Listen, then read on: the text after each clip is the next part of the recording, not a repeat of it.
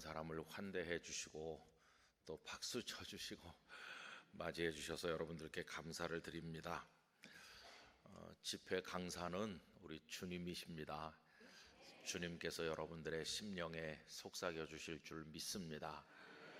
그리고 하나님의 말씀은 성령으로 기록되었기 때문에, 하나님의 감동 안에서 기록되었기 때문에 사람의 지각으로 깨닫는 것이 아니고 지혜와 계시의 영이신 성령께서 우리 마음의 등불을 밝혀주시고 또 우리에게 말씀해 주시면 우리가 깨닫게 되고 또 위로도 받고 결단도 하고 또 하나님 안에서 출발하게 되는 것입니다. 그래서 여러분, 사람을 바라보지 마시고 하나님의 성령님을 간절히 사모하시기를 바랍니다. 오늘부터 3일 동안 말씀을 나누는데 모든 말씀을 다 기억하는 분은 없을 것입니다. 우린 듣고 또 잊어버리기도 하고 또 어떤 말씀은 또 우리 마음에 잘 와서 닿지 않는 것처럼 생각되기도 하고, 다양하게 말씀이 우리에게 이렇게 다가오고 또 떠나가고 그러는데, 한 귀절이라도 우리의 영혼을 사로잡으면 우리가 그 말씀으로 인해서 새로운 인생을 살게 되고 평생을 이겨나갈 수 있는 힘을 얻게 되는 줄로 믿습니다. 그래서 이 3일 동안에 여러분들 한 분 한 분에게 하나님께서 큰 은혜의 말씀을 주시기를 기원하고요. 또 집회를 10년 만에 하신다고 그러는데 엄청 부담이 되네요. 10년 동안 하나님께서 여러분을 위해서 준비하신 은혜가 있었을 거다, 그런 생각이 들지만 사실은 10년 동안 우리 민 목사님을 통해서 계속 은혜를 주신 겁니다. 그렇죠. 사실은 뭐 집회가 따로 필요하겠어요. 그냥 우리 마음속에 새로운 다짐을 가지기 위해서 모인 것이고 다른 뜻은 없다고 생각합니다. 그래도 집회를 하게 되면 많은 분들이 마음의 준비도 하시고 수고하시죠. 제일 많이 수고하는 분은 담임 목사님이십니다. 담임 목사님은 집회를 열고 성도들이 안 올까, 많이 와야 될 텐데 그런 걱정이 참 크고요. 또 강사가 와서 이상한 얘기하고 가면 뒷수습이 어렵거든요. 뭐 그런 기도도 하셨을 것이고, 또 찬양대도 얼마나 준비 또 하셔서 이렇게 찬양하시고, 찬양팀도 안내하는 분도 우리 장로님들이 일찍 오셔서 다 수고하시는 거 보고 참 감사했습니다. 여러분, 많은 분들이 마음을 다하고 뜻을 다하고 준비하셨는데, 여러분, 집회 한 번 하는 게 그래서 쉬운 건 아닙니다. 우리 주님께서 언제나 수색교회에 은혜를 주신 줄로 알지만 이 3일 동안에 특별하게 은혜 주시기를 간절히 원합니다. 저는 전문 부흥사도 아니고 그냥 평범한 목회자입니다.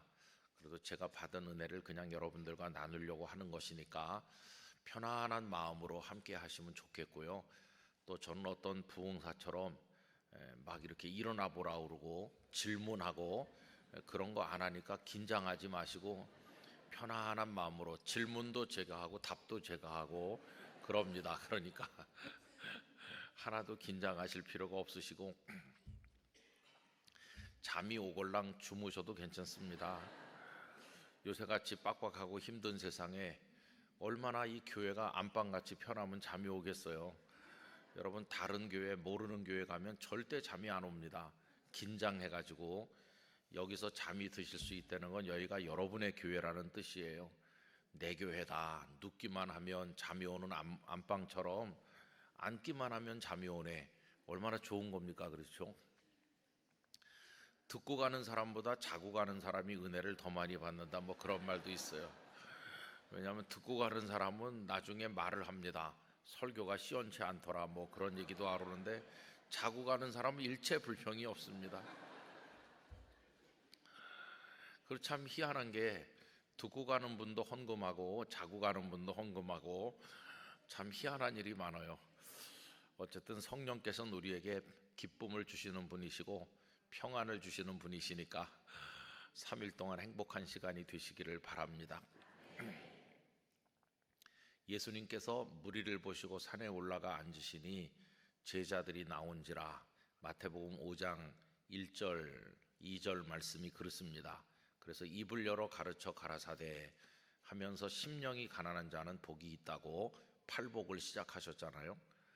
여러분, 예수께서 무리를 보시고, 그러니까 산 아래 사람들이 많았던 겁니다. 무리, 많은 사람들이 있었는데, 그래서 예수님 산에 올라가 앉으셨더니 무리들이 다 산에 올라와야 정상인데 산에 올라온 사람들은 몇 명 안 됐습니다.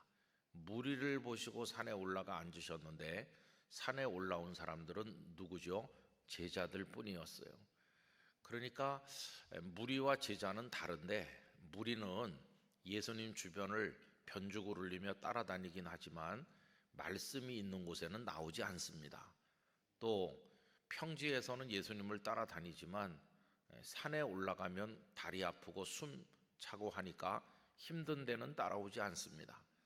그러나 제자들은 거기가 어디든지 주님이 가시는 곳이라면 같이 갑니다. 그리고 말씀이 있는 곳에는 나와서 주님의 무릎 앞에 가지런히 앉아서 주님의 말씀을 듣습니다. 그래서 마태복음 5장, 6장, 7장은 그냥 일반 무리들에게 하신 말씀이 아니고 말씀을 듣기 위해서 가까이 나온 제자들에게 하신 말씀이기 때문에 제자도라고 부르기도 합니다. 여러분, 오늘 저녁에 수색교회 예배당에 나오신 분들은 주님의 제자인 줄로 믿습니다. 주님 앞에 우리가 앉아 있다, 그런 마음을 가지시고 여기가 마치 갈릴리 호반이 내려다 보이는 야트막한 언덕쯤 되는 줄로 생각하면서 우리 주님의 임재를 우리가 체험하면서 말씀을 나누게 되기를 간절히 바랍니다. 이번에 목사님께서 집회를 부탁하시면서 집회 주제 본문을 제가 정해서 보내드리는데, 이번에 주제를 조금 독특하게 정하게 되었는데요. 약한 자도 승리합니다. 이제 그런 주제를 정하게 되었어요. 한 2년쯤 전인 것 같습니다. 가슴이 뭉클한 감동적인 이야기를 들었습니다. 어떤 교회에서 담임 목사님을 모시게 되었는데요. 내노라 하는 목사님들 자격을 많이 갖추시고 또 공부도 많이 하시고 뭐 여러 가지로 다 갖춘 분들이 연결이 되었습니다. 흔히 교회에서 담임 목사님을 모실 때는 다 갖춘 분들을 모시려고 하지 않습니까? 그런데 그 교회는 뜻밖에도 담임 목사님을 모셨는데 현재 암을 앓고 계신 목사님을 담임 목사님으로 모셨다는 겁니다. 제가 뭐 자세히 알지 못하는 교회지만은 그 얘기만으로도 굉장히 감동을 받았어요. 여러분, 교회들이 담임 목사님을 청빙할 때 건강 진단서를 첨부하라고 하는 교회가 많아요. 왜 그러냐 하면 목사님이 부임하셔서 많이 아프시면은 목사님도 힘들고 성도들도 힘드니까 그렇게 하는 게 다 이해는 되긴 돼요. 그런데 그 건강 진단서라는 게 참 애매한 것이 지금 안 아프다는 뜻이지 앞으로도 안 아프다는 증명서는 아니거든요. 근데도 교회들이 건강 진단서를 내라 이렇게 하는 거예요. 근데 그 교회는 참 특이하잖아요.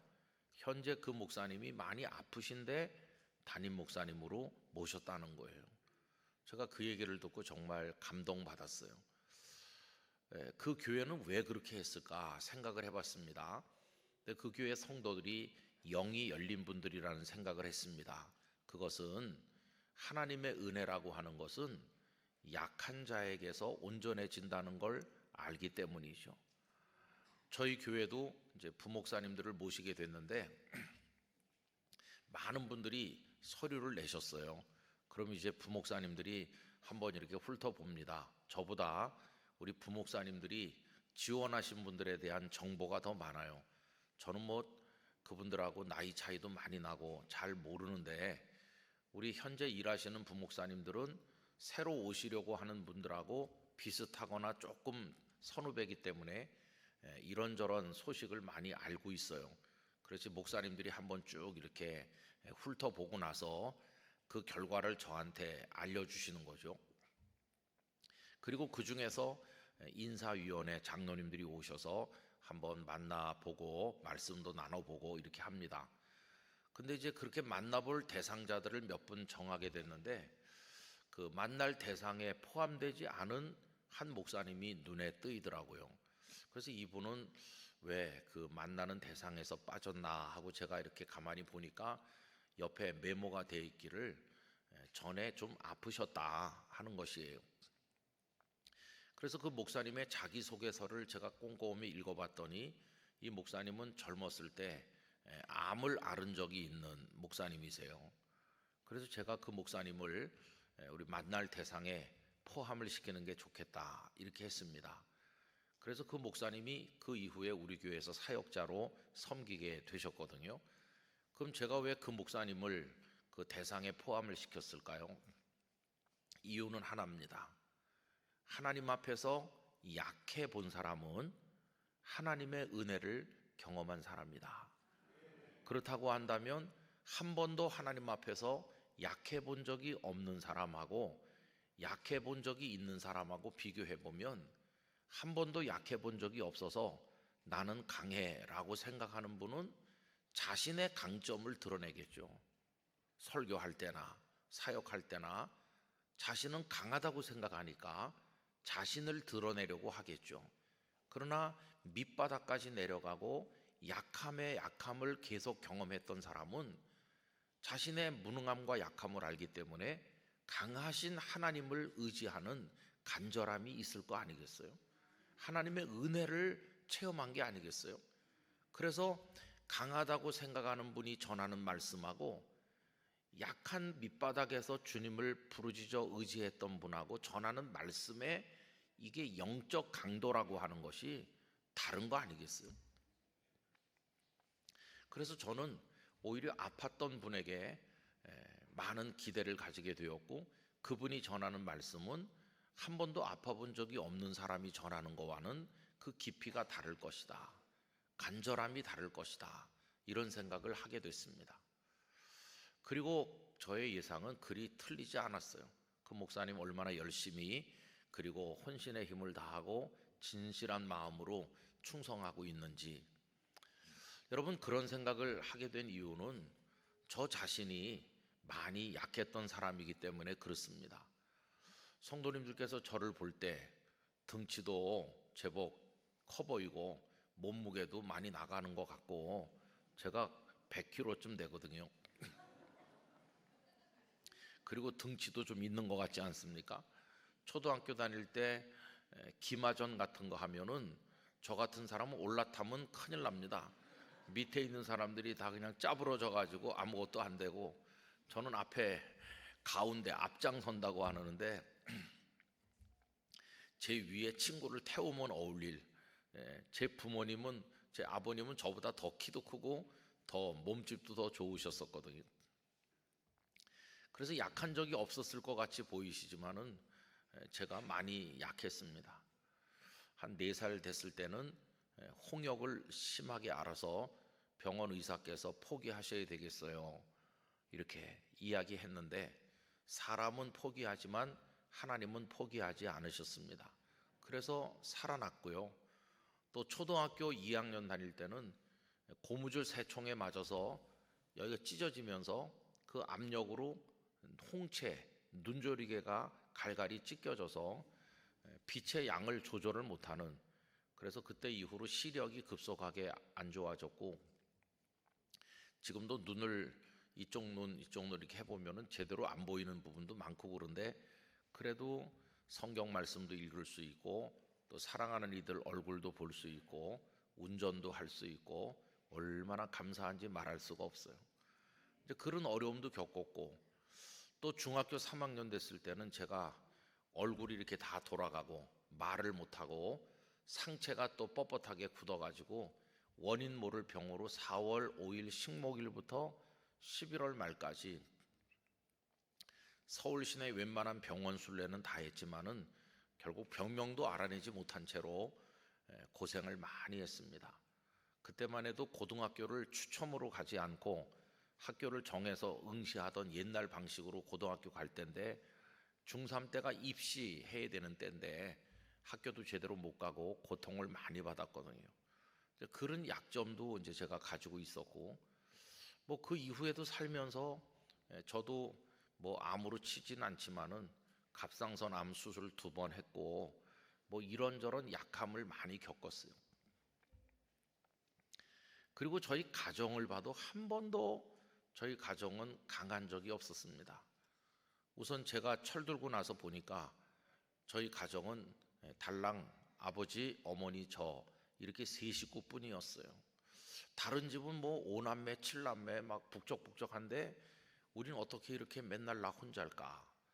그게 철없을 땐 잘 몰랐어요. 근데 그 다 사연이 있는 거죠.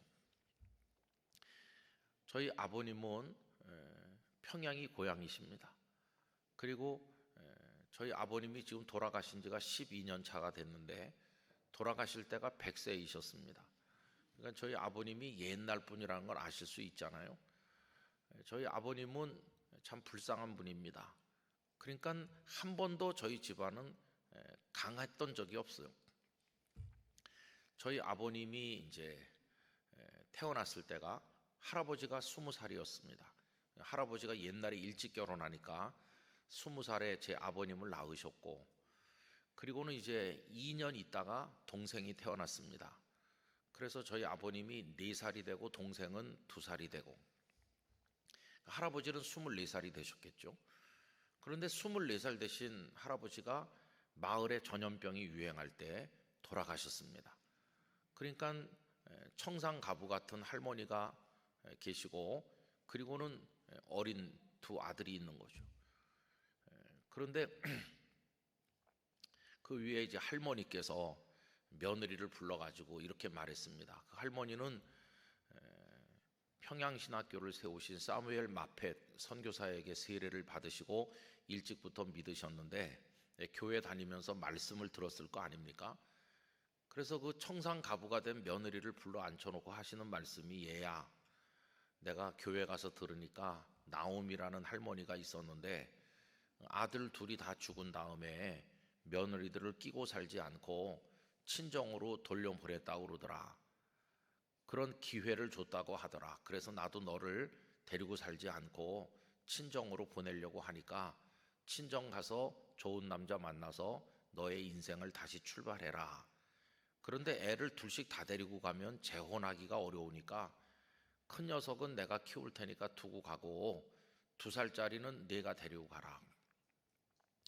그래서 어머니가 그 2살짜리 아기를 데리고 친정에 가셨고, 얼마 후에는 재혼을 하는 바람에 제 아버님께서는 아버지는 돌아가신 데다가 어머니도 잃은 거나 마찬가지죠. 할아버지 할머니 손에서 제 아버님은 성장하셨습니다. 그런데 할아버지는 완고한 서당 훈장이셔서 교회도 나가지 않으셨을 뿐만 아니라 굉장히 성격도 완고하셨다고 합니다. 그러면서 문제는 저희 아버님을 학교를 전혀 보내지 않으셨다는 거예요. 내가 훈장인데 어디 가냐. 그래갖고 할아버지 밑에서 무릎 꿇고 앉아서 하늘 전 따지를 좀 배우시는데 그것도 제대로 많이 배우시지도 못하고 제 아버님이 12살 나던 해 할아버지마저 세상을 떠나셨습니다. 할머니랑 2이 남았는데 얼마나 가난한 훈장집인지 정말 끼때를 걱정해야 될 만큼 가난하셨다고 합니다. 가난한 거 세상의 대표적인 약자죠. 가난하다. 가난한 것보다 더 약자는 없을 것 같아요. 그래서 그 다음부터 할머니랑 2이 호구지책이 없는 가운데 저희 아버님은 온 동네 머슴살이 하다시피 해서 할머니를 부양하고 그렇게 고생을 많이 하셨다고 합니다. 저희 아버님은 손이 험하셨습니다. 어렸을 때 일할 줄 모르는데 일찍부터 낫질하고 그러다가 낫에 손톱을 다 베고 그래가지고 이렇게 그 흔적들이 손에 다 남아있는 그런 아버님이셨는데요. 그리고 18살 되던 해 처음으로 안 먹고 안 입고 돈을 모아가지고 밭을 하나 샀다고 합니다. 그랬더니 동네 어른들이 저 총각이 마누라를 굶기진 않겠어, 생활력이 강해, 그러면서 어떤 처녀를 중매해줘서 저희 아버님이 18살에 장가를 드셨고, 그리고 이제 20살에 저희 아버님도 첫 아들을 낳으신 거죠. 저는 운성인데 저희 아버님이 20살에 낳은 저희 맏형님의 이름은 덕성입니다. 성자 돌림으로 해가지고 저희 아버님이 아들 3에 딸 4을 낳으셨습니다. 그리고 30대 후반쯤 되셨을 때, 그때가 우리나라 일제 말기인데 나라는 굉장히 우리 민족이랑 다 고통받고 이제 그런 때죠. 나라 잃은 상태로 일본 사람들에게 짓눌리고 그랬는데 저희 아버님은 그때가 가정적으로는 가장 행복했다고 합니다.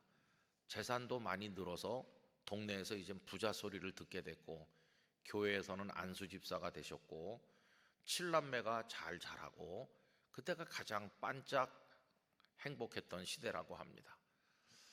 그런데 해방이 되지 않았어요. 그래서 해방된 이후에 이제는 우리 민족끼리 잘 살래나 생각을 했는데 웬걸요. 6.25 전쟁이 터지면서 저희 아버님은 어떻게 하시다가 할머니, 아내, 그리고 칠남매 한 명도 못 데리고 남쪽으로 혼자 내려오셨어요. 그때 가족이 떨어져 있던 상황이었는데 일사후퇴 때 작업복 입으신 채로 돈도 없이 아는 사람도 하나 더 없는 남쪽으로 떠밀려 내려오신 겁니다. 저희 아버님은 그 상태로 남은 인생을 살다 돌아가셨어요. 얼마나 북에 있는 할머니와 아내와 자녀들을 그리워했는지 차마 옆에서 보고 있기가 민망할 정도로 불쌍한 인생을 사셨어요. 그래서 폐인처럼 되셔서 저보다도 더 기골이 장대한 아버님이신데 대쪽같이 말라가지고 그냥 살고 싶은 의욕도 다 사라지고 진짜 약자가 되신 거예요. 그래서 떠돌아다니면서 이 집 저 집에서 이제 머물기도 하고 뭐 얻어먹다시피도 하고 그런 처참한 인생을 이제 살게 되신 거죠. 그러다가 어떤 친척 어른을 전라남도 남원에 갔을 때 만났더니 그 어른이 너 이렇게 살면 안 된다 그러면서 강권하셔서 다시 새 출발해라. 그래서 저희 아버님이 결심을 굳히고 이제 휴전선이 막혀서 돌아갈 수 없으니까 다시 시작해야 되겠다. 다시 시작한다는 게 재혼하는 걸 의미하는 겁니다. 저 너머에 다 있는데도 불구하고 다른 여인을 맞아야 되는 마음이 그게 얼마나 힘들었겠어요.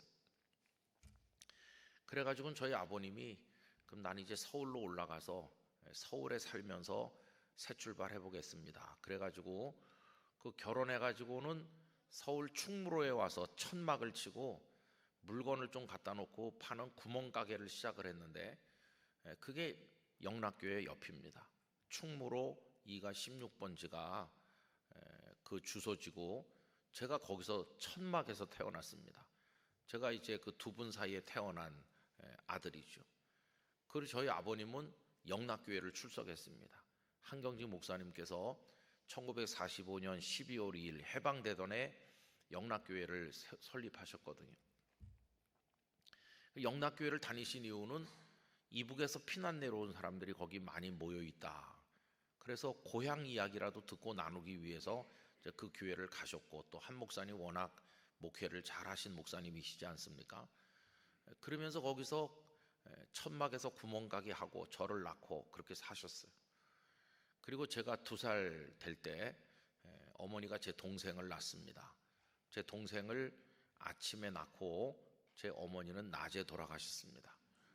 그래가지고 그 천막 조그만 방 같지도 않은 방에 아무것도 모르는 철부지 제가 있고 아내는 죽어 누워 있고 그리고 아침에 나온 피덩이가 있고 진짜 처참한 상황이죠.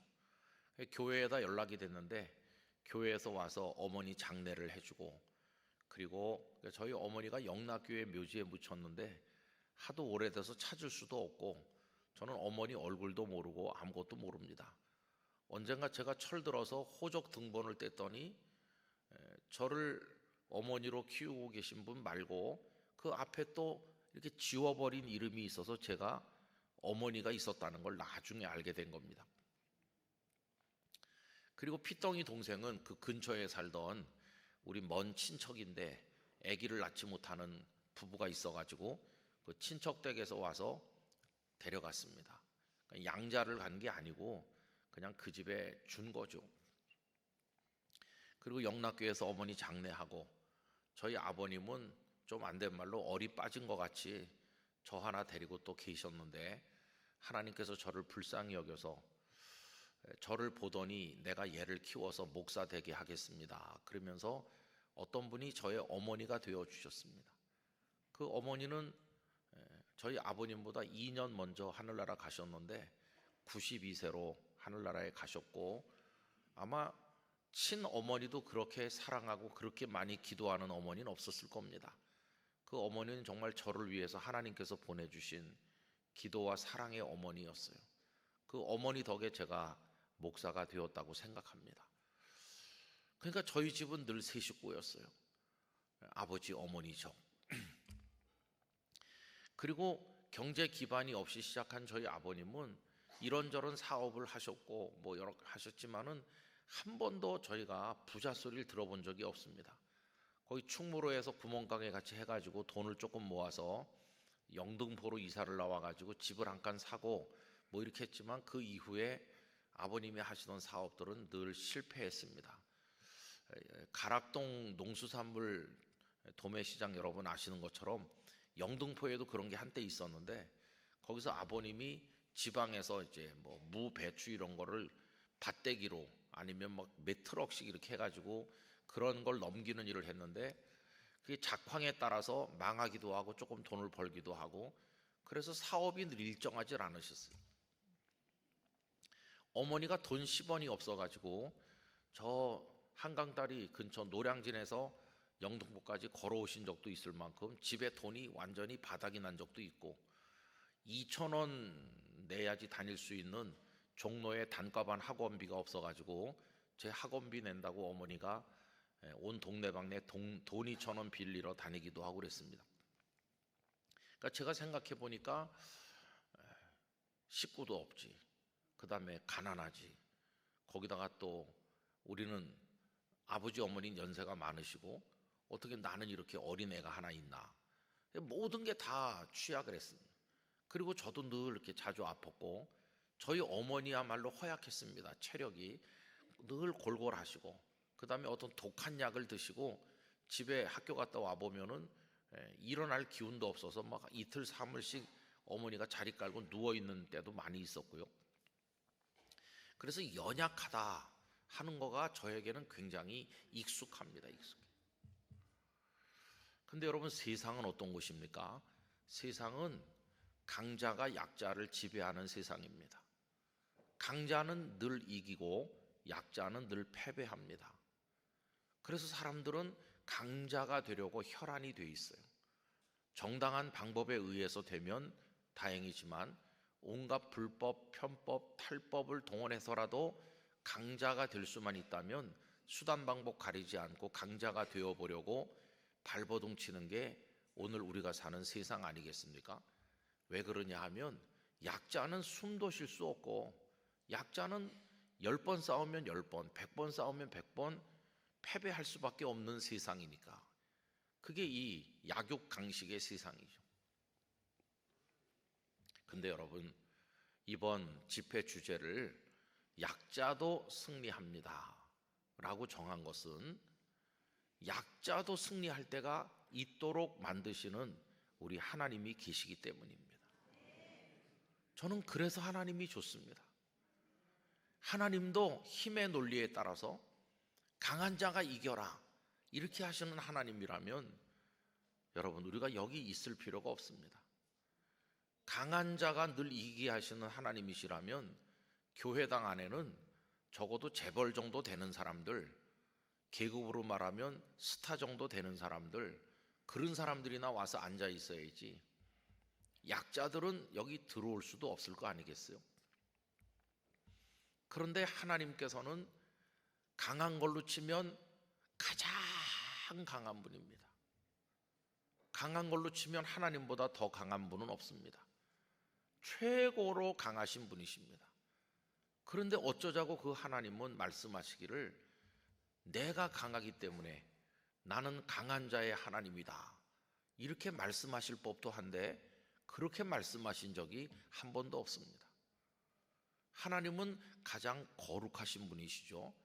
그래서 내가 거룩하니 너희도 거룩하라고는 말씀하신 적이 있지만, 내가 강하니 너희도 강해라 이렇게 말씀한 적은 없습니다. 오히려 반대로 하나님은 당신을 뭐라고 말씀하시느냐 하면, 나는 고아와 과부의 아버지다. 여러분, 세상에서 고아와 과부는 약자를 상징하는 표현입니다. 가장 강하신 분이 가장 약한 자들의 아버지가 되시고 친구가 되신다고 하는 이 역설을 하나님께서 말씀하시죠. 그래서 저는 하나님이 좋습니다. 왜 그러냐 하면 약할 때가 많은데 가장 강하신 그분이 너는 약하니까 내 앞에서 물러가라 이렇게 쫓아내질 않으시고 가까이 와라, 나는 약한 자의 하나님이야 이렇게 말씀해 주시니까 얼마나 감사한지 알 수가 없습니다. 하나님은 고아와 과부의 아버지십니다. 그리고 고아와 과부라는 것은 그 사람의 잘못이 아닙니다. 여러분, 누가 고아가 되기를 소원해서 고아가 된 사람이 어디 있어요? 다 아버지 어머니 슬하해서 행복하게 살길 원하는데 아버지도 어머니도 일찍 돌아가시니 그거는 이 아이의 잘못이 아니에요. 자기 소원대로 고아가 된 사람은 아무도 없어요. 자기 능력 바깥에서 벌어진 일이에요. 과부가 되는 여인도 마찬가지입니다. 시집 가면서 내 소원은 과부 되는 거야 그러면서 시집 가는 여인은 없어요. 다 남편의 사랑받으면서 오래오래 해로하고 아들 딸 낳고 손자 손녀 보기를 원하지 누가 과부 되고 싶어 합니까? 그런데 남편이 세상을 떠나면 아무리 노력해서 열심히 산 여인도 과부가 되는 거예요. 고아와 과부의 아버지라고 하는 하나님의 표상은 아무리 노력해도 자기 힘으로 어떻게 해볼 수 없는 인생의 한계 안에서 고통받고 쓰러지고 연약해진 사람들, 눈물이 멈출 시간이 없고 그 고통이 너무 커서 어떻게 헤어나올 수 없는 불쌍한 이 땅의 무수한 약자들, 그런 약자들에게 다가오셔서 눈물을 닦아주시면서 나는 너의 아버지다 그렇게 말씀해 주시는 분이 하나님이시. 우리 흔히 동병상련이라는 말을 씁니다. 약한 자의 사정 약한 자가 알고 과부의 사정 과부가 알고 뭐 그런 거잖아요. 근데 하나님과 우리 사이는 동병상련이 아닙니다. 하나님도 약하시고 나도 약하다면 그건 동병상련이겠지만은 하나님은 가장 강하시고 나는 가장 연약한데 어울리지 않는 관계 아니에요. 그런데 하나님은 가장 어울리지 않는 우리 곁에 와서 자리를 깔고 앉아주시는 분이세요. 여러분, 이 파격, 그걸 뭘로 표현할 수 있습니까? 그분이 우리에게 그렇게 다가와 주신다고 우리가 뭘 주머니를 털어 바칠 수가 있어요? 우리가 뭐 어떻게 해드릴 게 있어요? 아무것도 우린 드릴 게 없어요. 그래서 그분이 우리 곁에 오셔서 우리 옆에 앉으시고 우리를 안아주시고 우리 눈에 눈물을 닦아주시는 그 파격을 설명할 수 있는 단어는 하나밖에 없어요. 그것은 사랑입니다. 사랑. 하나님은 연약한 이들을 사랑하셔서 아무 이유도 조건도 없이 난 네 옆에 있겠어. 그래서 사람 몸을 입고 임마누엘 되셔서 우리 구주 예수님께서 이 땅에 오신 것입니다. 이 땅에 많은 약자들, 정말 살 수가 없어서 하소연하고 가슴을 두드리는 많은 불쌍한 사람들, 그들이 어떻게 이 세상을 버텨내면서 한평생을 살아갈 힘을 얻는가? 그 곁에 와주신 주님으로 인해서 힘을 얻는 것입니다. 그리고 그 하나님은요, 그 연약한 자들에게도 승리를 주시는 하나님이신 것이에요. 그래서 약한 자도 승리합니다. 이런 집회 주제를 정하게 된 것입니다. 여러분, 성경을 읽어보세요. 강한 자가 약한 자를 늘 누르고 승리한다면 성경 읽을 맛이 없죠. 그런데 성경은 진짜 극적으로 약한 자가 강자를 이기는 놀라운 이야기들을 우리에게 보여줍니다. 여러분, 기드온이 데리고 나간 병사는 겨우 300명에 불과해요. 그런데 미디안의 대군을 격파하는 거예요. 여러분, 300명 앞에 우리가 흔히 용사라는 말을 많이 붙여요. 기드온의 용사 300명. 근데 저는 그 잘못된 표현이라고 생각합니다. 그 300명을 전투를 시켜봐서 칼, 창을 잘 쓰기 때문에 워낙 신체 조건이 뛰어나고 용맹무쌍해서 선발한 게 아닙니다. 맨 처음에 군사를 소집했을 때 3만 2천 명이 모였는데 하나님께서 너무 많다 하셨어요. 그 참 이상한 말입니다. 왜 그러냐 하면 다다익선이잖아요. 전쟁터에 나가려면 옛날 전쟁은 병사의 수로 압도해야 되는데 3만 2천도 많은 게 아니죠. 상대방이 더 많을 수 있잖아요. 근데 하나님은 너무 많다고 돌아갈 사람 돌아가라. 겁에 질리고 한 사람들은 다 돌아가고 2만 2천 명이 돌아가고 10,000명 남았습니다. 근데 하나님께서는 그 10,000명도 너무 많다. 물가로 데리고 가서 물을 마시도록 해보게 했어요. 어떤 사람은 엎드려서 핥아먹고 어떤 사람은 손으로 떠서 핥아먹는데 하나님께서는 적은 쪽을 남게 하셨어요. 근데 어떤 분들은 이렇게 설명해요. 엎드려서 핥아먹다가 뒤에서 적군이 덮치면 막질 못한다. 근데 손으로 떠서 핥아먹는 사람은 사방을 살필 수 있으니까 지혜로운 사람이기 때문에 그들을 남게 했다. 근데 너무 무리한 설명이에요. 그 성경을 잘 읽어보면 하나님은 그들 숫자가 적기 때문에 많은 쪽을 돌려보내고 적은 쪽을 남게 한 거예요. 뭐라고 말씀하셨습니까? 많은 병사가 가서 이기면 이긴 후에 말하기를 우리가 강하고 수가 많아서 이겼다. 이렇게 할까봐 내가 걱정한다. 그런데 적은 병사가 가서 이기면 뭐라고 말할까요? 도무지 이길 방법이 없었는데 이건 하나님이 주신 승리다. 하나님께 영광 돌리자. 그래서 하나님은 적은 쪽을 선택하셨기 때문에 그 사람들이 물 떠먹었기 때문에 선택받은 게 아니고 적은 쪽이기 때문에 선택된 겁니다. 하나님은 300명밖에 안 되는 병사로 많은 병사를 물리치심으로써 약자를 승리케 하시는 하나님이시다. 그걸 보여주신 거예요. 연약한 자가 강자를 이기는 가장 대표적 스토리는 다윗이 골리앗 이기는 얘기입니다. 골리앗이 다윗을 이겼으면 우리 성경 덮어버려야 되는 거예요. 그런데 다윗이 골리앗을 이기는 거예요. 얼마나 놀랐습니까? 늘 다윗같이 연약하고 다윗같이 소외당하고 다윗같이 인정받지 못하는 인생 속에서 허덕이며 산다 할지라도 다윗이 골리앗을 이긴 이야기를 보면서 하나님, 저 다윗같이 연약해요.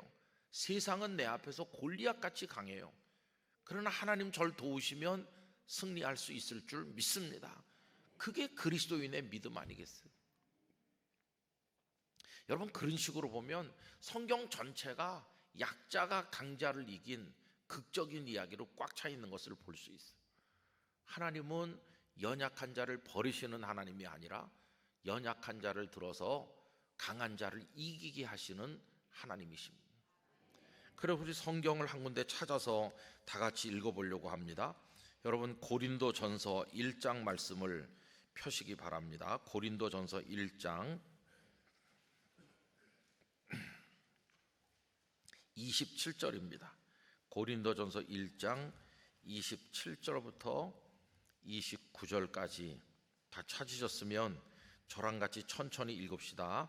그러나 하나님께서 세상에 미련한 것들을 택하사 지혜 있는 자들을 부끄럽게 하려 하시고 세상에 약한 것들을 택하사 강한 것들을 부끄럽게 하려 하시며 하나님께서 세상에 천한 것들과 멸시받는 것들과 없는 것들을 택하사 있는 것들을 패하려 하시나니 이는 아무 육체도 하나님 앞에서 자랑하지 못하게 하려 하심이라. 할렐루야.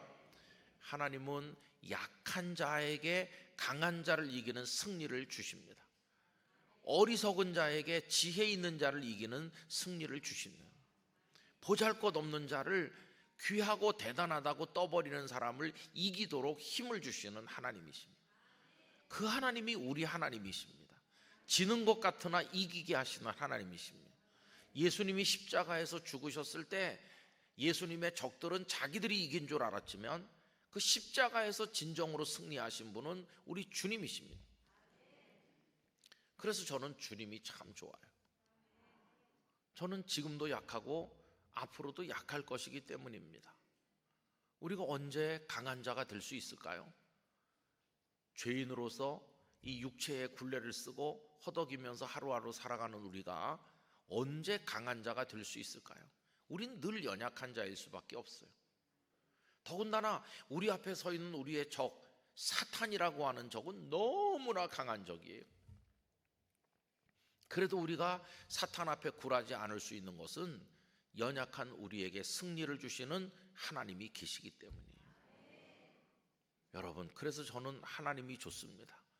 늘 연약해도 승리를 주시는 하나님이시니까.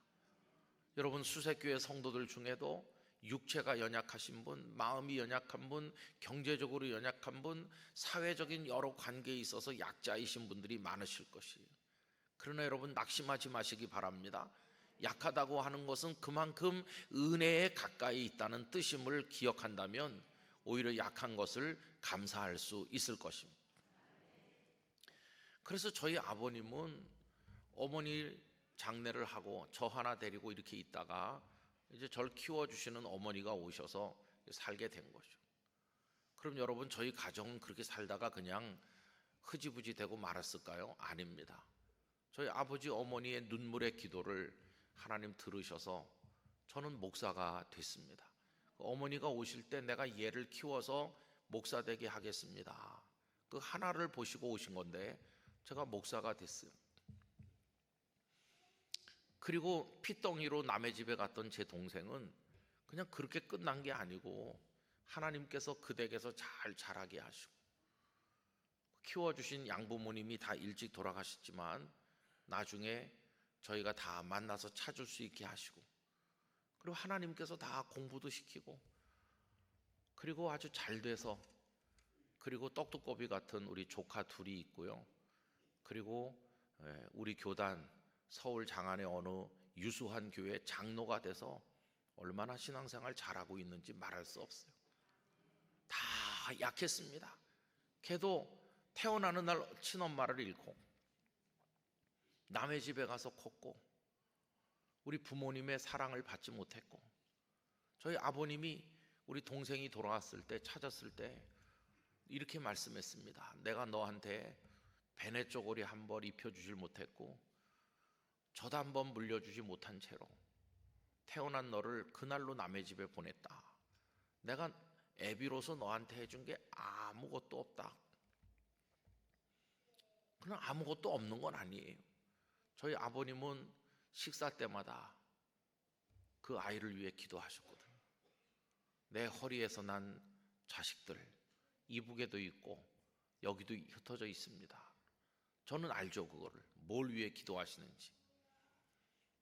저는 제 동생이라는 거를, 친동생이라는 거를 중학교 때 알았거든요. 근데 저만 알고 기색을 내질 않고 있었는데 저희 아버님은 하루에도 몇 번씩 제 동생을 위해서 기도했어요. 기도를 왜 합니까? 연약한 자를 불쌍히 여기시는 하나님이신 걸 제 아버님이 믿으니까요. 어떻게 해볼 수 있는 도리가 없지만 하나님은 연약한 자들의 눈물을 외면치 않으시는 하나님이시다. 저희 아버님 그걸 믿었기 때문에 계속 기도하셨고 그 기도를 하나님 들으신 거예요. 우리 동생을 만나면 얼마나 좋은지 몰라요. 그래서 제 조카가, 큰 조카가 6월 달에 이제 장가를 들게 됐는데 너무너무 좋아요. 그래서 제가 제 아버님이 살아계셨더라면 손주가 결혼하는데 얼마나 기쁘셨을까. 근데 제 동생을 저희 아버님이 해준 게 아무것도 없잖아요. 그래서 제가 이제 조카를 좀 잘해줘야 되겠다, 그런 생각을 가지고 있습니다.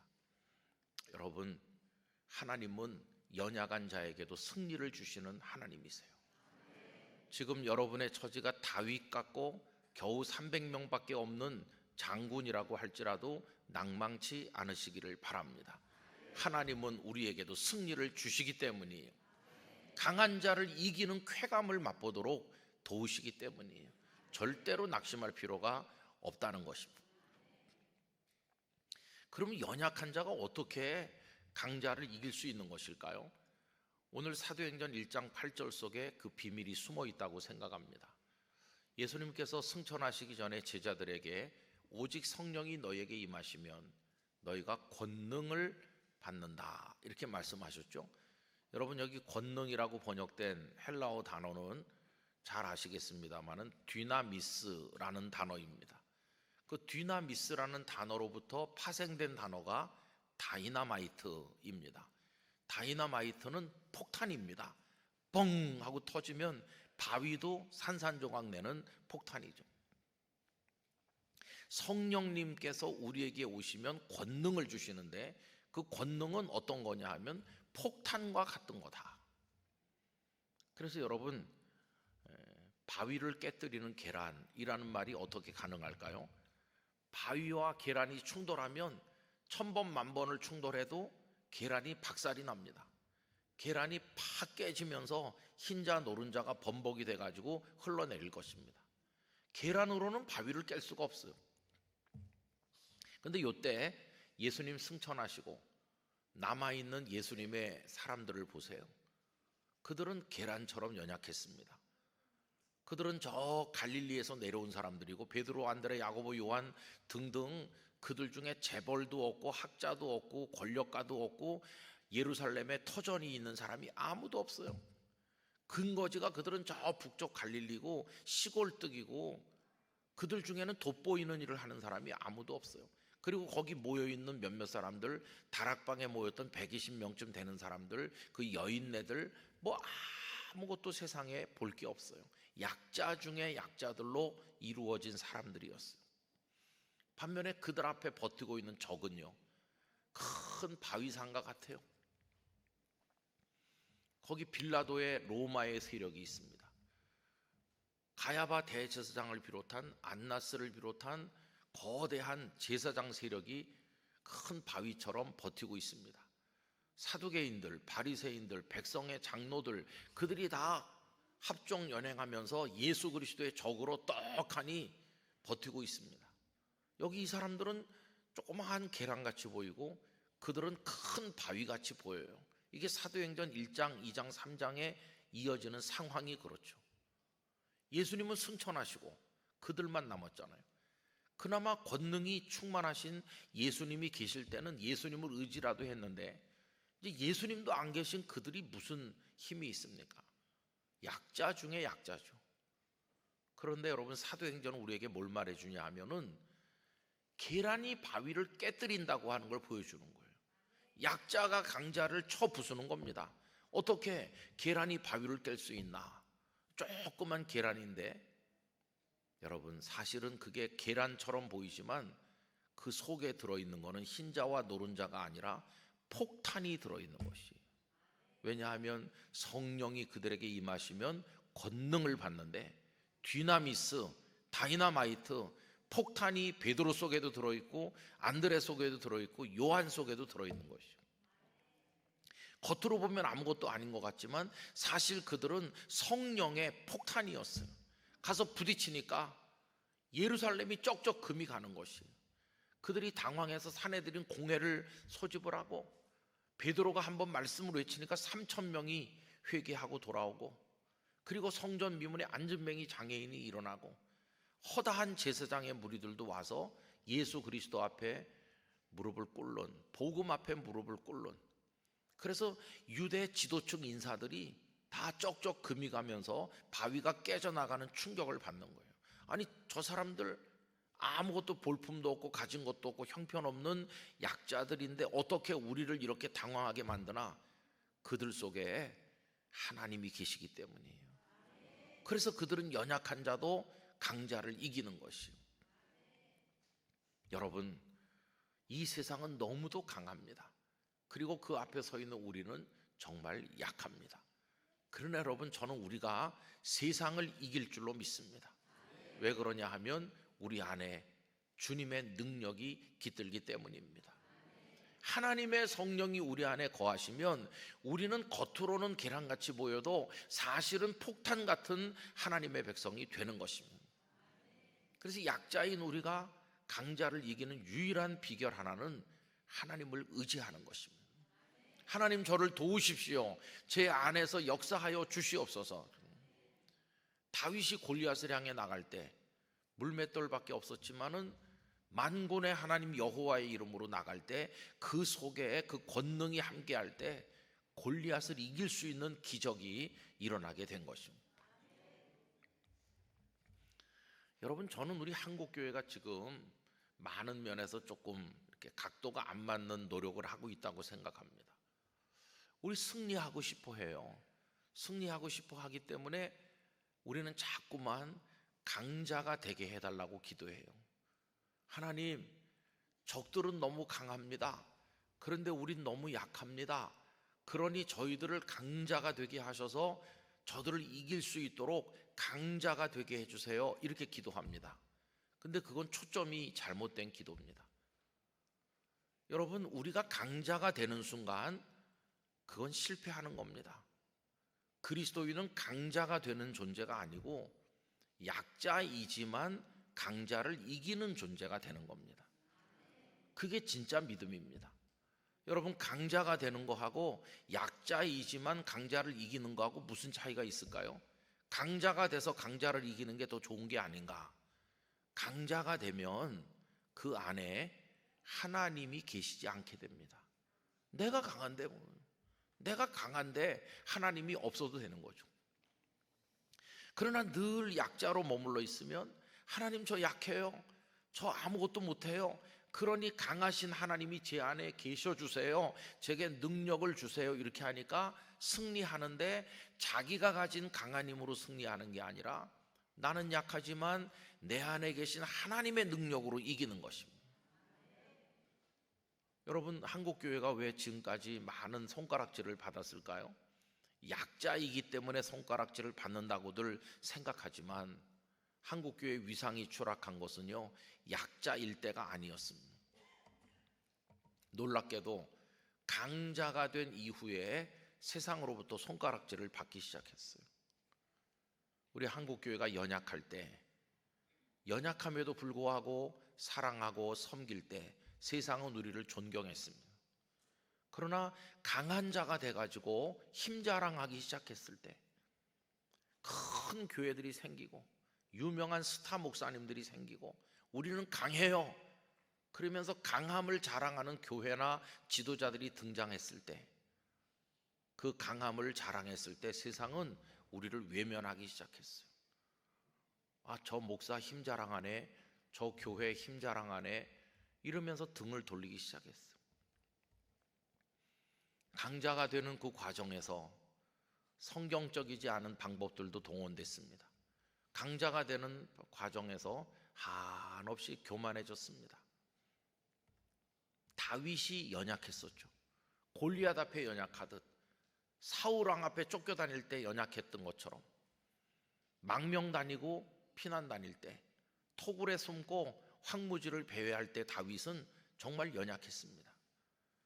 그러나 정말 연약했으나 그는 패배하진 않았습니다. 왜 그러냐 하면 그 안에 하나님이 계셨기 때문입니다. 그런데 그 아들 솔로몬은 어떤가요? 솔로몬은 강했습니다. 그는 약함을 경험해 본 적이 없어요. 그는 태어날 때부터 왕자였어요. 하나도 부러운 게 없었어요. 궁궐 안에서 호화호식했어요. 그리고 왕이 되었습니다. 그는 지혜도 있었어요. 은근 보아가 길바닥에 돌멩이처럼 흔했어요. 많은 나라 사람들이 와서 조공을 바치고 그는 높고 높은 곳에 강하고 강한 자의 박수갈채를 받으면서 그렇게 살다 보니까 자기 안에 하나님이 안 계셔도 된다고 생각하게 됐어요.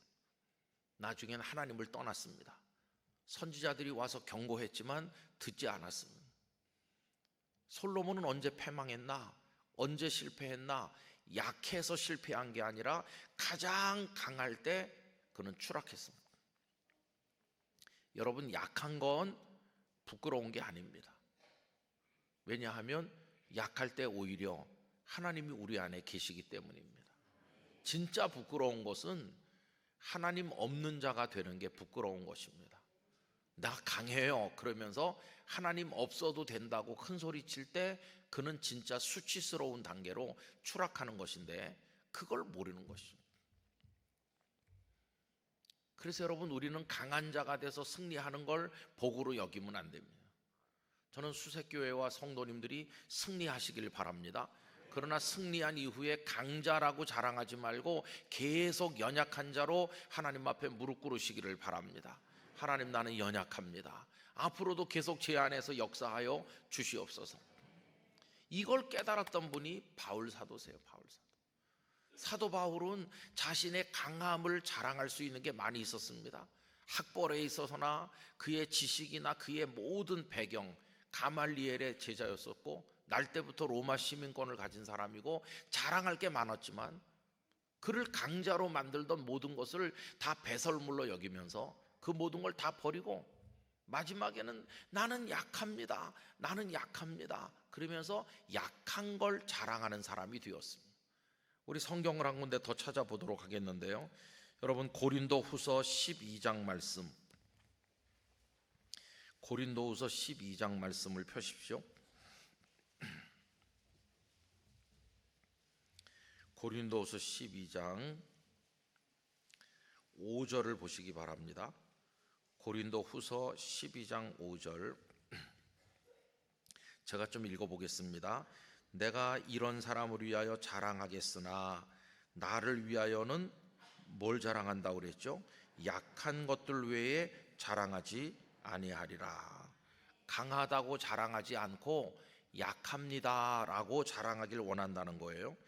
내가 만일 자랑하고자 하여도 어리석은 자가 되지 아니할 것은 내가 참말을 함이라. 그러나 누가 나를 보는 바와 내게 듣는 바에 지나치게 생각할까 두려워하여 그만두노라.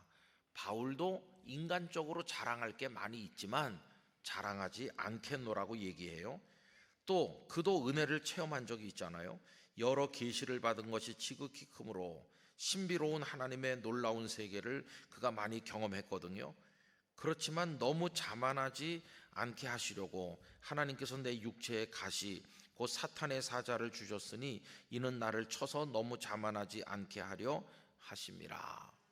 사탄의 가시가 그에게 있었는데 그 사탄의 사자, 그 가시, 그게 뭔지는 잘 몰라요. 어떤 분은 눈이 안 좋았을 거다, 어떤 분은 그가 간질 증세가 있었을지도 모른다 등등 여러 가지 그에게 육체의 가시, 약함이 있었다고 생각해요. 하여튼 뭔지 모르지만 그는 약했는데 8절, 그래서 이것 나를 힘들게 하는 육체의 가시가 내게서 떠나게 해 주십시오라고 내가 3번이나 주님께 간구를 드렸는데 9절, 주님의 응답이 어떻습니까? 나에게 이르시기를 내 은혜가 네게 족하도다. 이는 내 능력, 하나님이 주시는 뒤나미스, 그 능력이 어떤 곳에서 온전해지죠? 약한 데서 온전하여 짐이라 하신지라. 그러므로 도리어 크게 기뻐함으로 나의 여러 약한 것들에 대하여 자랑하리니 이는 그리스도의 능력이 내게 머물게 하려 함이라. 그러므로 내가 그리스도를 위하여 약한 것들과 능욕과 궁핍과 박해와 곤고를 기뻐하노니 이는 내가 약한 그때에 강함이라. 약한데 어떻게 강합니까? 나는 비록 약하지만 내 안에 강하신 주님의 성령이 임재하시니까. 그리고 그 상태를 계속 유지하는 것입니다. 계속 약하기 때문에 계속 강하신 주님을 찾는 겁니다. 주여, 오늘도 나를 도와주세요. 이 일에도 나를 도와주세요. 주님, 이 사건에도 내 힘으로는 해결할 수 없이 날 도와주세요. 언제나 은혜의 보좌 앞에 약한 자로 무릎 꿇어서 주님 나라에 가는 그날까지 약한 자로 엎드리면 언제나 주님은 강한 능력으로 우리 가운데 오실 것입니다. 나는 이제 강한 자가 되었어 라고 하면서 보좌 앞에 무릎 꿇지 않게 될 때, 그때가 망하는 순간이에요. 그래서 여러분, 강한 교회, 강한 성도, 그거 위험한 것이에요. 언제나 자신이 연약하다고 생각하면서 하나님의 능력을 사모할 때, 그때 승리하고, 승리한 다음에도 그는 교만해지지 아니하고 여전히 겸손한 약자로 주님 앞에 무릎 꿇게 되는 것이, 그게 우리 성도가 이 세상을 살아가는 방법이 되는 것입니다. 나는 비록 약하나 우리 주님 강하시고, 그런 찬송 아시죠? 우리는 한없이 약해요. 그러나 주님은 강하세요. 여러분 앞으로 점점 더 살면 점점 더 강해질 거라고 생각하십니까? 아닙니다, 여러분. 살면 살수록 우리는 연약해지는 거예요. 벌써 사람이 한 60, 70 되면요, 그때는 점점 약해져요. 한 해가 다르게 기억력이 감퇴하고 눈도 침침하고 음식도 맛을 좀 잃어버리게 되고 걸음걸이도 조금 그래요. 제가 얼마 전에 어떤 행사에 갔습니다. 저보고 한마디 하라고 그래서 이 뒤에 이제 앉아서 이렇게 기다리고 있었습니다. 제 앞에 나가서 먼저 하신 분들은 저보다 한 20년은 더 연세가 많은 그런 분들이셨습니다. 근데 제가 뒤에서 이렇게 보면서 충격을 받았습니다. 왜냐하면 그 나오신 분들이 다 어른들이신데 이게 똑바른 분이 한 분도 없었습니다. 다 이렇게 약간 허리가 휘신 분, 등판이 휘신 분, 다리가 휜 분, 이거 똑바로 서 있는 분이 없구나. 한 90 넘으면 다 이렇게 휘인다는 걸 알게 돼요. 이제는 몸도 똑바로 세우기가 어려운 연세가 되신 거죠. 약해지는 거야. 약해져요. 얼굴도 조골조골해집니다. 여러분들이 아무리 가서 마사지, 그다음에 무슨 팩, 그다음에 무슨 뭐 보습제, 뭐 화장하고 단장하시고 환장해도 안 됩니다. 하나님께서 저에게 예언의 능력을 주셨는데요, 한 번도 틀린 적이 없어요. 여러분은 쪼글쪼글해질 겁니다. 그러다 다 돌아가실 겁니다. 지금까지 한 번도 틀린 적이 없어요. 다 그렇게 되는 것이에요. 그래서 여러분, 어떤 분의 말처럼 약함에 익숙한 사람이 강한 성도가 되는 것이에요. 약함에 익숙하면 강한 성도가 돼요. 약하니까 강하신 주님을 바라보는 거예요. 주님, 저를 도와주세요.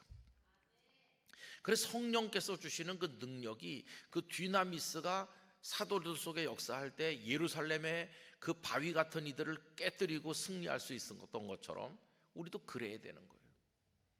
근데 지금 우리 한국교회는 오랫동안 강해지는 것을 소원해 왔어요. 하나님, 우리들의 교회가 좀 강해지게 해주세요. 저 목사 아무개, 장로 아무개, 집사 아무개 저도 좀 강해지게 해주세요. 하나님께서 강하게 만들어 주셨더니 하나님 의지하는 사람이 다 사라졌어요.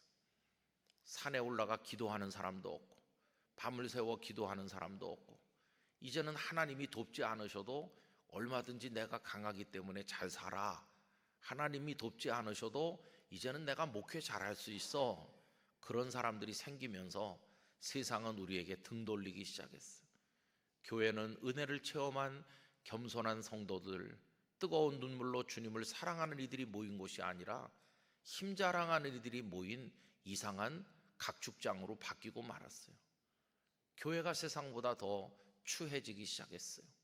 하나님을 필요로 하지 않는 자들이 모여서 하나님만 부르는 이상한 곳이 됐어요. 주여 주여 하지만 주님을 필요로 하지 않는 자들의 공허한 소리가 돼버린 경우가 많아요. 정말 주님의 임재를 사모하고 연약한 우리를 강하게 만드실 하나님을 의지하여 믿음으로 나가는 이가 얼마나 있는지 잘 알 수가 없어요. 부흥회도 열고 새벽 기도도 하고 다 하지만 정말 영혼을 쏟아 놓으면서 주님을 의지하는 이들을 찾아보기가 참 어려워진 그런 때가 됐어요. 우리가 등 따뜻하고 배불러지면서 우리 스스로가 강자가 되는 그 순간 하나님의 은혜가 우리를 떠났구나 하는 것을 생각하게 되는 것입니다.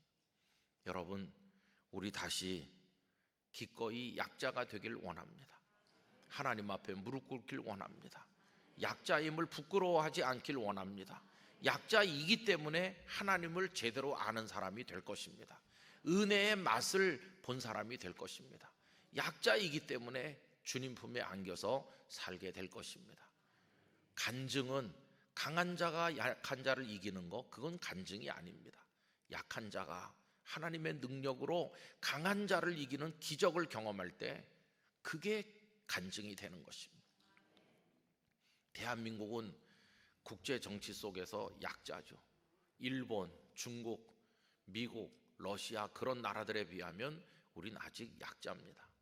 그러나 여기 자신이 약자임을 깨닫고 은혜의 보좌 앞에 나가 눈물로 기도하면서 하나님께서 임하여 역사하시기를 바라는 그런 성도들의 눈물의 기도가 있는 한 주님은 우리 나라를 통해서 승리하도록 도우실 줄로 믿습니다. 여러분, 6.25 전쟁 때를 생각해 보세요. 1950년 1월에 미 국무장관 애치슨 선언을 발표했습니다. 우리 미국은 일본까지만 방어하고 한반도는 방어하지 않겠다 하는 게 애치슨 선언입니다. 우리는 무기도 변변치 않은데 저쪽 위에는 소련군 탱크와 김일성의 그 막강한 화력이 있는데 우리는 아무것도 없었습니다. 그런 상태에서 한반도를 미국이 포기하겠다고 선언한 거죠. 스탈린과 김일성이 안심하고 쳐들어온 이유가 바로 그것 때문입니다. 그때 이승만 대통령은 미국 조야에 한국을 버리지 말아 달라고 계속 하소연했습니다. 1950년 6월 25일 전쟁이 발생했는데 그 한 달쯤 전에 영락교회는 석조 예배당을 완공했습니다. 새 예배당을 지은 기쁨도 없이 성도들은 매일같이 모여서 한경직 목사님 인도로 눈물바다가 되도록 구국기도회를 열었습니다. 하나님, 이 땅을 버리지 말아주세요. 그때 이승만 대통령이 미국 조야에 하도 호소를 하니까 트루먼 대통령이 국무부 특사를 한 사람 한국에 파송했습니다. 그분이 덜레스라고 하는 분이죠. 그분이 한국에 와서 정치인들 만나고 이승만 대통령을 만나서 걱정하지 말라고 다독거리면서 다니던 중에 영락교회라는 곳에서 나라를 위한 기도회가 매일 열린다는 걸 듣게 됐습니다. 독실한 성도였고 교회 장로였던 이 덜레스 씨가 영락교회 그 기도회에 참석했습니다. 가득하게 성도들이 모였고 눈물로 이 나라를 지켜달라고, 전쟁이 일어나지 않게 해달라고, 이 땅에 신앙의 자유가 박탈되지 않게 해달라고, 저 휴전선 38선 북쪽은 공산화가 됐는데 이 남쪽이라도 지켜달라고 기도하는 걸 보고 이분이 큰 감동과 충격을 받았어요. 그리고 한국 일정을 끝내고 일본 동경으로 이분이 갔습니다. 근데 동경에 가 있는 동안에 6.25 전쟁이 뻥 터진 겁니다. 이 덜레스 씨는 너무나도 큰 감동을 받았기 때문에 미국 조야에 계속해서 급전을 보냈습니다. 내가 한국 서울에서 본 그 성도들을 잊을 수가 없고 그들의 눈물의 기도를 잊을 수가 없는데 우리가 그들을 방어하지 않는 건 청교도 정신으로 세운 미국이 큰 죄를 짓는 것이다. 우리 사명을 버리는 것이다. 한반도를 방어해야 됩니다.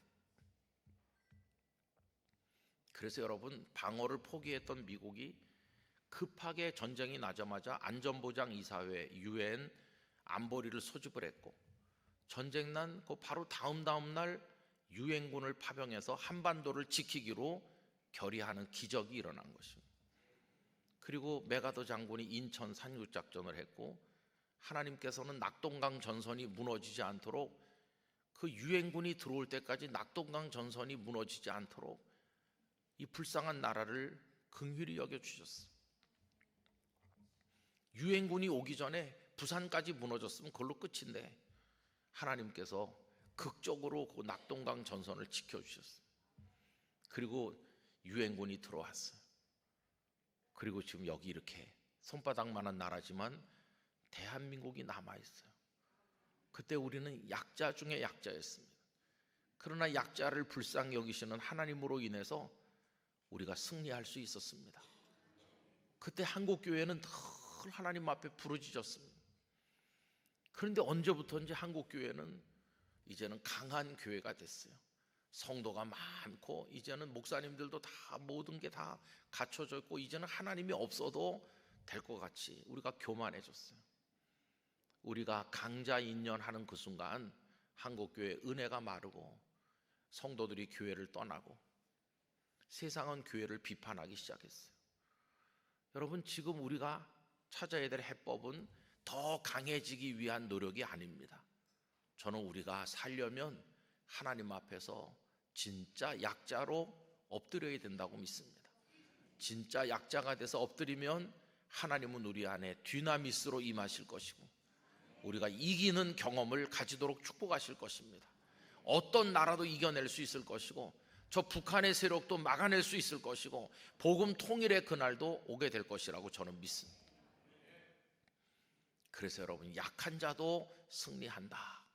하나님의 기적을 우리 수색교회 성도들이 체험하시게 되기를 축원합니다.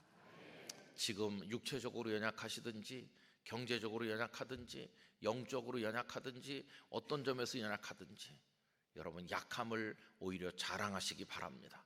바울처럼 하시기를 바랍니다. 연약한 자의 하나님, 고아와 과부의 하나님께서 우리에게 승리를 주실 줄 믿습니다.